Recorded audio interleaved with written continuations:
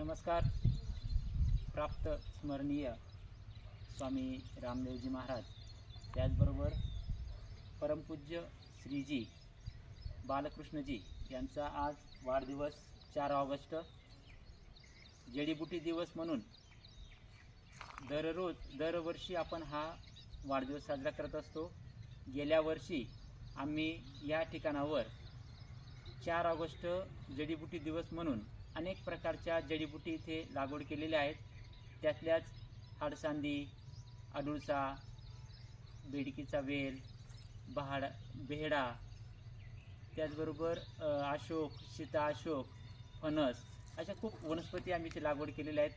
आजच्या दिवशी आमच्या वर्गाचे ज्येष्ठ योग शिक्षक महाजन सर यांचा जडीबुटी म्हणून नागवेली हा वेल त्यांना देऊन आम्ही त्यांचा सन्मान करीत आहोत. धन्यवाद. त्याच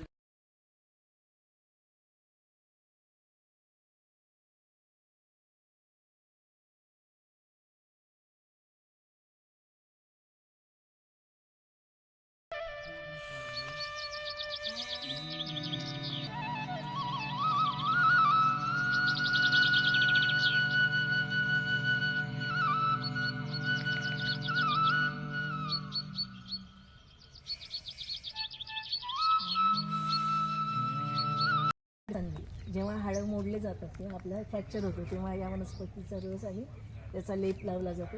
अस्थि संधी सगळ्या जोडण्यासाठी याचा महत्त्वाचा उपयोग आहे. ही आहे अडुळसा. आत्ताचा सीझन आपला हा आत्ताचा जो ऋतू आहे याच्यामध्ये कफ खोकला हा त्रास असतो, तेव्हा आपल्याला हा कफग्न खोकला कमी करण्यासाठी म्हणून याचा आपल्या अडुळसाचा रस पण आहे आणि याचा आपण पातळ औषध तयार करून आपण तो देऊ शकतो. ही आहे गुंज, ही लता आहे. याच्या पानांचा, याच्या फुलांचा सगळ्यांचा आपल्याला उपयोग होतो. ही पानं ही कफग्न आहेत, घसादुखी कंठ दुखण्यासाठी आपल्याला याचा वापर करता येतो.